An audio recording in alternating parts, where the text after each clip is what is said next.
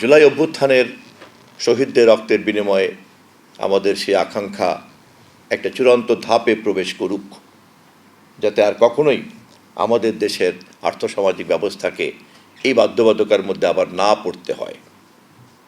এবং তা যদি আমাকে নিশ্চিত করতে হয়, তাহলে রাষ্ট্র এবং সমাজের কোন কোন কাঠামোতে ন্যূনতম পরিবর্তনটা আমাদেরকে নিশ্চিত করতে হবে। এবং সেই পরিবর্তনটা নিশ্চিত করতে চাইলে আমাদেরকে একটা কোন ধরনের একটা সম্মিলিত গণচেতনা আমাদেরকে ধারণ করতে হবে এবং সেটাকে প্রতিষ্ঠা করতে হবে। কোন ধরনের একটা ন্যূনতম জনমতের পাটাতন তৈরি করতে হবে, যার নিচে আর কেউ যেন নামতে না পারে। এটাই হওয়া উচিত আজকের দিনের সবচেয়ে বড় চ্যালেঞ্জ, যা আমরা এখনো করতে পারি নাই।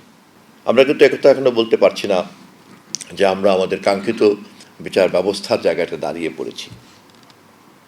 আমি রাষ্ট্র সম্পর্কে, রাজনীতি সম্পর্কে, অন্যান্য দর্শনের কথা বাদ দিলাম, সাধারণ যে গণতান্ত্রিক মূল্যবোধ সম্পন্ন যে চিন্তা, সেই চিন্তার আলোকেও রাষ্ট্রের যে নির্বাহী বিভাগ, বিচার বিভাগ, আইন বিভাগ এবং তার যে একটা প্রাতিষ্ঠানিক কাঠামো থাকা দরকার, তা কিন্তু আমরা এখন অর্জন করতে পারিনি।